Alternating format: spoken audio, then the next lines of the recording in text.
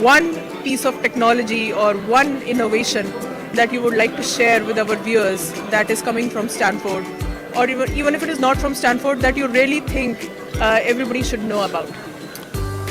Yeah, well, one of our mentees, there's so many. It's hard to, it's like asking what's your favorite child, right? There's so many really good ones. One of my colleagues, Manu Prakash, came up with this full scope, which is a $1 microscope. And that microscope basically has become an amazing tool for science, where students around the world, hundreds of thousands, millions of students around the world are learning about science, learning about microbiology, thanks to that inexpensive microscope. That's an example of popularization of science, affordable science, to activating a large population of scientists. That's a really good innovation. It reminds me of the work that I did when I was at PATH, this global health NGO in Kenya, where just children in Kisumu, middle school children, were basically producing chlorine from sodium chloride, from salt, using a very simple chlorinator that PATH, my organization, had developed. And they were learning about the role of chlorine in treating water, and they were going back and teaching their community that dirty water is bad for you, that you should be treating water before you're drinking. So children can become vectors of societal advancement, healthcare. Public health is a good example, and what Manu has done at Stanford is that example. But we have lots of innovator mentees in India who are developing amazing solutions. Forus is an example. It's an ophthalmological device that basically enables screening of eye conditions in remote settings, and it makes the care accessible to them in the remotest parts of the world. Wonderful. And when you said it is making health affordable, I'm sure the microscope you talked about is not pretty expensive. So thank you for sharing some unique experiences and for having a great experience at Stanford and making the experiences great for the people around you.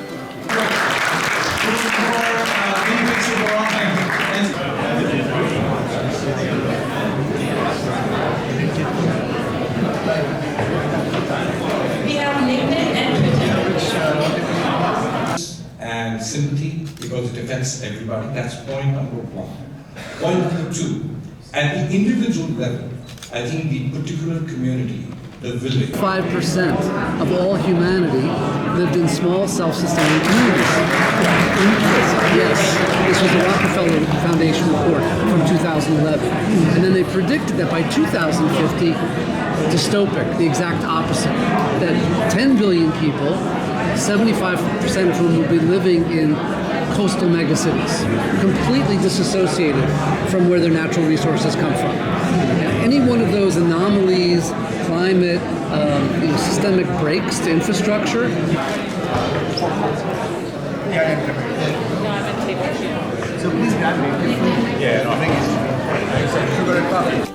Namaskar and hello, this is your host Jasleen Khanuja at Stanford University with none other than Professor Anurag Mairal, and he has been leading science and technology, innovation and also community services from many years. Thank you, Anurag, and say hello to the YoIndiaTV viewers. Hi, viewers of YoIndiaTV. It's lovely to be back. I've spoken with you before. It's good to have you at the Stanford campus.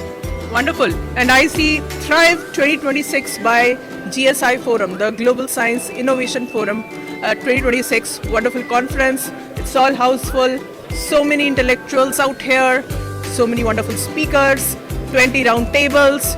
Wow, it's a wow. Tell me a little more about it. Yeah, we have a high quotient of Nobel laureates and National Academy of Sciences, National Academy of Engineers from around the world, advisor to the Prime Minister of New Zealand, Africa CDC director. We have lots of really senior people that have made it from around the world. We have 20 plus countries represented, including consuls general in the audience. And it's really not the audience, it's really participants, the way this conference was designed. So Global Science Innovation Forum is a forum that has been brought together to focus on three things: that science and technology and innovation are a global endeavor, that the benefits of science and technology must get to everybody in the world, and that we need to keep the culture and the societal values and the community context in mind as we think about innovation, AI, health, sustainability. Those are the 3 points. That's the theme of this conference as well. And the reason we brought the global scientists, global thought leaders together is because the problems that we're dealing with are truly global in nature. They are significant and they require brains from around the world. Very high IQ quotient in the room, pretty intimidating if you see one way, but the other way you see is that they're all here raising their hands to contribute to this major sort of initiative. So that's why we're here. So let's focus on Nobel laureates. Who are the key people today in the room, and what has been the key message from them? Yeah, I mean, you're going to hear Steve Chu later today. He is a Nobel laureate. We've also Energy Secretary. So his session is on sustainability. He'll be speaking with Arun Majumdar and another professor from Brazil. And they're really going to talk about what does the future of sustainability look like? How do we have innovation and policy drive that, right? Questions. On the ethanol, economy of large scale in Brazil allows the price of ethanol be lower than the price of refined gasoline. That's very clear. Biodiesel is a different business. It still needs some subsidies from the government, but from the point of view of ethanol, and Brazil has, you have gasoline. All gasoline contains 32% of ethanol and pure ethanol. So people switch according to the price, and all cars in Brazil, most of them are flex fuel. So that's the kind of flexibility in the energy for vehicles. That is very, very nice. We had earlier today HR McMaster, General HR McMaster, who used to be National Security Advisor, Trump Administration 1. He and the Airbus CEO were on the session where they talked about how do we, in the current geopolitical world, how do we deal with conflict among nations in terms of the strategic technologies? How do we protect national security while still collaborating, right? That was what they talked about. We had a very interesting session. The first session was on civilization and science. This was two Christian thought leaders, one from the tech industry, one neuroscience and School of Medicine professor, my colleague, and Mr. Datta Hasbare, I think is how it's pronounced, is part of RSS. It's a very interesting group of people who represent very different thought process and a different kind of line of civilization or civilization thought, if you will, and yet they align on so much. They really talked about not exploiting nature, but being one with the nature, looking out for everybody rather than having only a precious few or limited few benefit from the work we do. It was a very sobering. Both the first and second session were cross-cutting sessions, so they're very sobering for our domain-specific sessions. And the third session was health session, which I ran, which had somebody from Africa, a senior leader from Africa, a senior leader from New Zealand, and a senior leader from the U.S. Health Technology Innovation Community. And there we talked about how do we bring health to the first mile, not the last mile, but the first mile, homes and communities. How do we flip that healthcare pyramid? How do we make it more accessible and more community-centered? That was the point of it. Wow, wonderful. So many diverse topics, contemporary topics that impact communities, and topics that truly fuel innovation and brainstorming. Any key takeaways so far that you want to share with the viewers? I think the most important thing for us to keep in mind is that the problems we deal with and the next generation deal with, as I'm talking about my generation, many of your viewers are my generation, as we think about not only us, the problems we face, but also our kids' generation are going to face, we cannot be on the sidelines. We have to raise our hands. So whatever our capacity might be, we might be engineers, we might be scientists, we might be professors, we might be innovators, but we need to actually collaborate, we need to come together, and we need to look at the largest problems and bring our resources to address those problems. I don't think we can be tinkering around the edges. And then So if you're talking about the largest problem, I would like to draw your attention to the global wars. Those are happening right now. I think they are the biggest problems in the world. The Russia-Ukraine war, and as well as this Iran war. Which is probably the next world war, which has a pure potential. And then the Palestine and the Israel issue, which is also a big war in itself. And the ceasefires, they appear to be, in all of these cases, the false ceasefires. So how do you think collaboration and innovation will help to mitigate these wars and bring world peace? Yeah, in fact, I started my morning comments when I kicked off the conference with exactly that, that there was an announcement, there was a press conference that the British Prime Minister and French President did, and there was a optimism expressed, and the stock market has gone up. And honestly, what we are trying to do here is present a different perspective. Scientists, engineers, professors, researchers have an ability to see beyond narrow confines of geography, right? We are still constrained by it, but we treat those constraints far differently than maybe geopolitical leaders or armed forces and so on would. So we have an opportunity to bring the world together in some ways that other community, other professionals, other folks can't. So that's really the value of it. So thinking about those big problems. So for example, pandemic was a big problem called COVID-19. Everybody should have worked together. People did not. There was a lot of breakdown in communication across different countries. We didn't share vaccines. But if we as public health professionals or scientists, we said we're going to do this and we're only going to make this vaccine available, this molecule license, if you make it available to everybody, right? I mean, that changes the way pandemic is handled. But wasn't production also a big issue, so getting so many volumes of vaccines? And I latestly heard the vaccines were not good. People shouldn't have taken them, They caused nothing but cardiac issues. Well, we don't have the full evidence on that yet. I think it was effective in mitigating the deaths that you could see. So I think we'll have to see the data. Let data speak for itself. I don't want to conject. I don't want to base it on limited data. But what I do know that there is enough data to show that number of deaths actually were minimized, Controlled, yeah. Controlled because of the vaccine. Manufacturing is really an engineering problem. It's a technology problem, and I think if we work together, we can address those. We did. Actually, in many ways, in the U.S., the fact that vaccines moved so quickly to the pipeline, it was a great collaborative effort within the U.S. We didn't do it globally as well.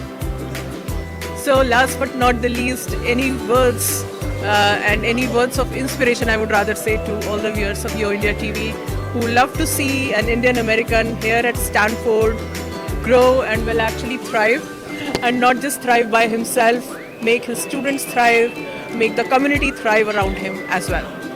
Well, it is a privilege. I mean, we all have the privilege to be here in this time and place.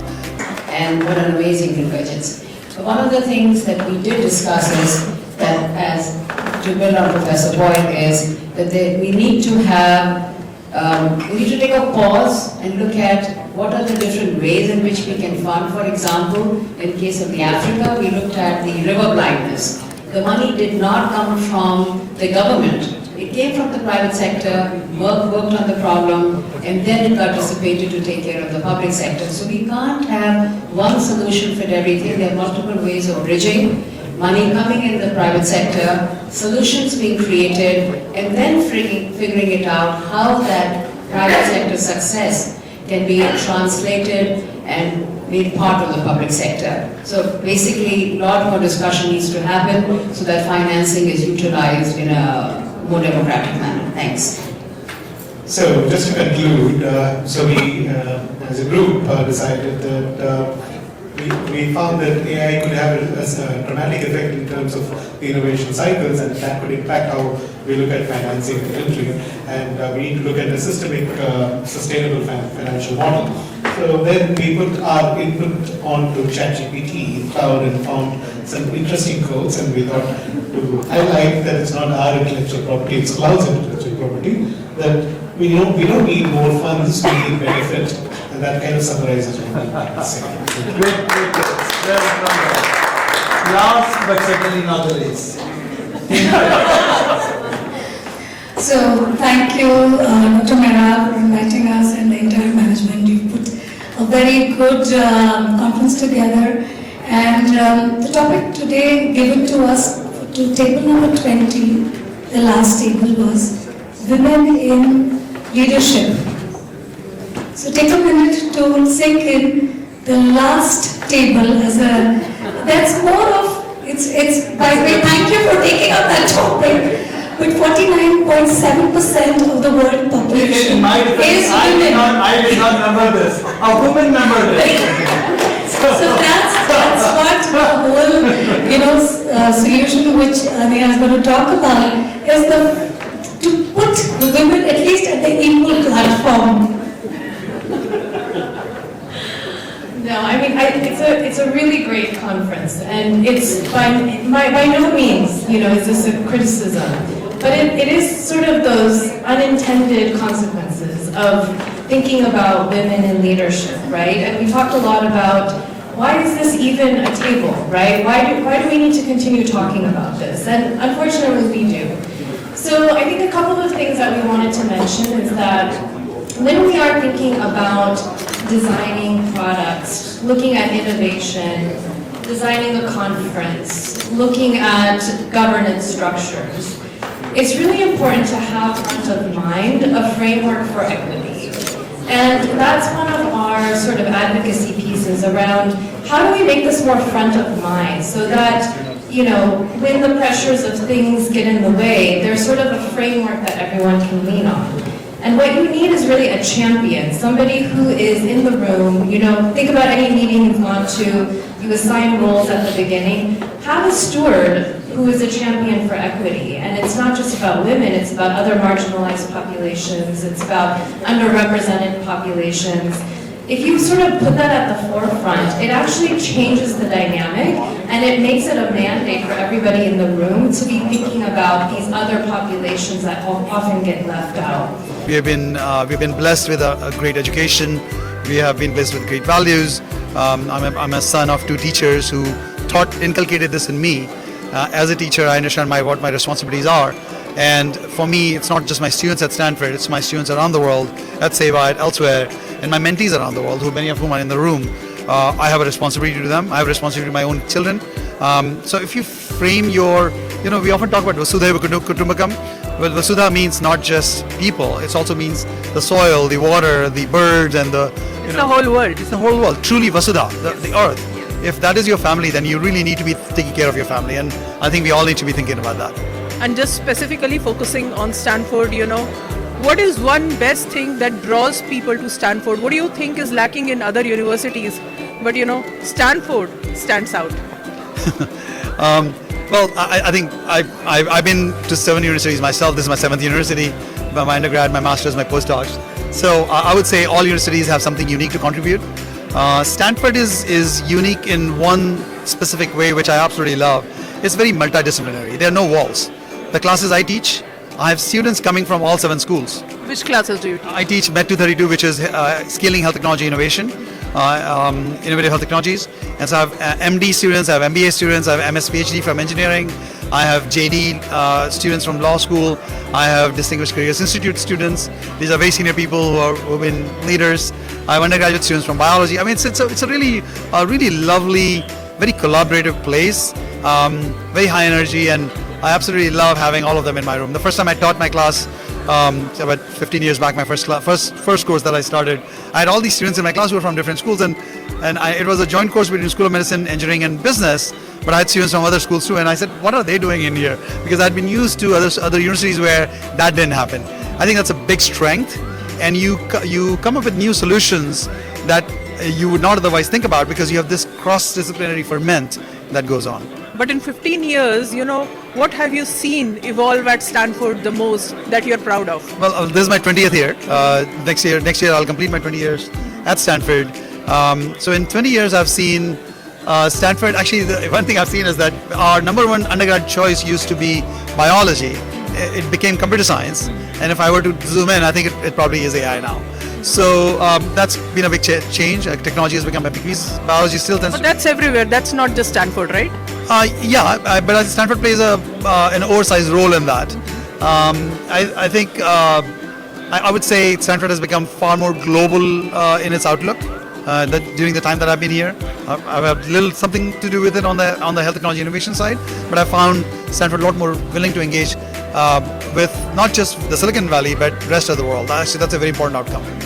Last but not the least, coming to health technology, which is your core subject, what is that one piece of technology or one innovation that you would like to share with our viewers that is coming from Stanford, or even if it is not from Stanford, that you really think everybody should know about? Yeah, well, one of our mentees, there's so many. It's hard it's like asking what's your favorite child, right? There's so many really good ones. One of my colleagues, Manu Prakash, came up with this full scope, which is a $1 microscope.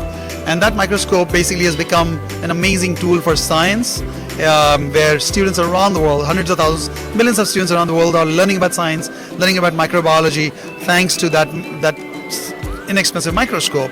That's an example of popularization of science, affordable science, activating a large population of scientists. That's a really good innovation.